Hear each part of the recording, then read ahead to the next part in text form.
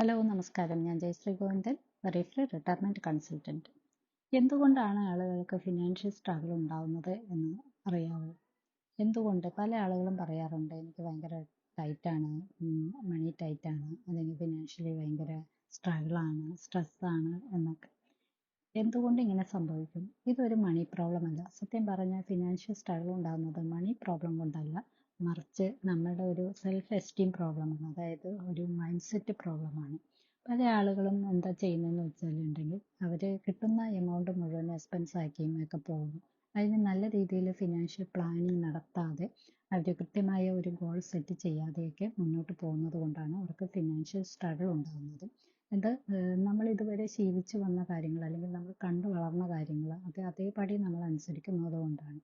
അപ്പോൾ നമ്മൾക്ക് കാലത്തിനനുസരിച്ച് മാറ്റങ്ങൾ വരുത്തി നമുക്ക് കിട്ടുന്ന ഇൻകത്തിൽ നല്ല രീതിയിൽ മാനേജ് ചെയ്ത് നല്ല ഒരു ഇൻവെസ്റ്റ്മെൻറ്റിലൂടെയൊക്കെ പ്ലാൻ ചെയ്തുകൊണ്ട് മുന്നോട്ട് പോകാനുള്ള ഒരു മൈൻഡ് സെറ്റ് നമ്മൾ വളർത്തിയെടുക്കാത്തത് കൊണ്ടാണ് ഇങ്ങനെ ഒരു ഫിനാൻഷ്യൽ സ്ട്രഗിളും നമുക്ക് ഉണ്ടാകുന്നത്.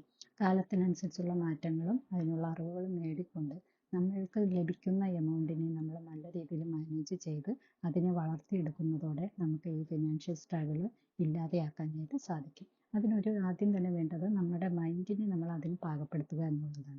ഒരു മൈൻഡ് സെറ്റ് നല്ലതാണെങ്കിൽ നമുക്ക് പല ഫിനാൻഷ്യൽ സ്ട്രഗിളും ഒഴിവാക്കാനായിട്ട് സാധിക്കും.